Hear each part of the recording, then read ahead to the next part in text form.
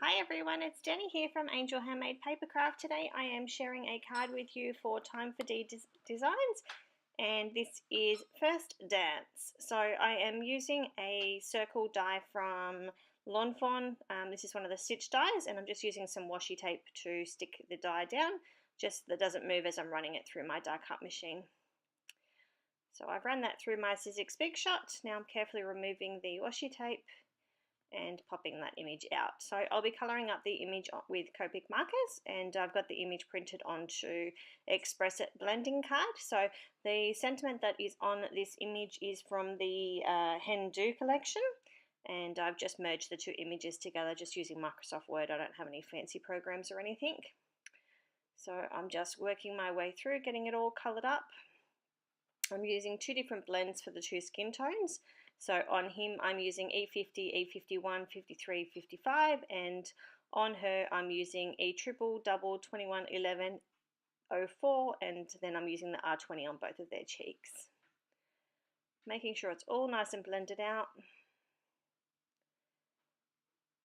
Okay, now I'm going to start on her dress. So obviously I did want to have a white wedding dress on her, but obviously you need to add some shadows and things in, so that's what I'm doing here. I'm using my light grey markers, the C's, to blend that out and add a little definition to the dress.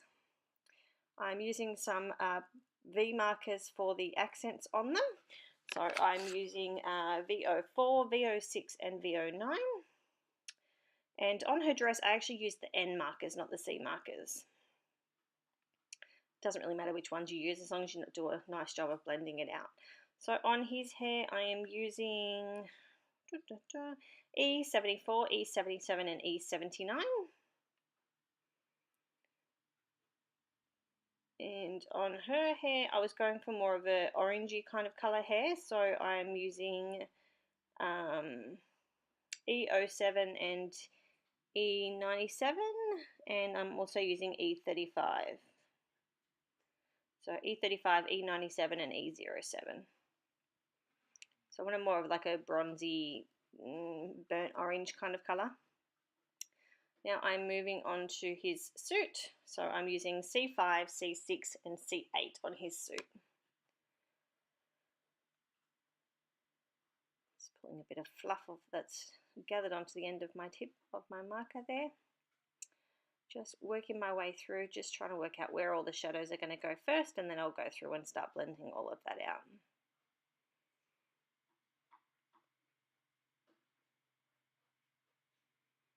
So just working my way through, making sure that everything is nice and blended and you've got that light to dark tone. And just going over a few areas that didn't blend enough for me, and I'm blending those out again. Fixing up a few little bits and pieces, and then I'm working on his shoes. So I'm using the same markers that I used on her dress to do his shoes. Just a quick colour. So I've grabbed some American Crafts black cardstock and some Frenchville craft cardstock, and then this purple is from a Kmart stack.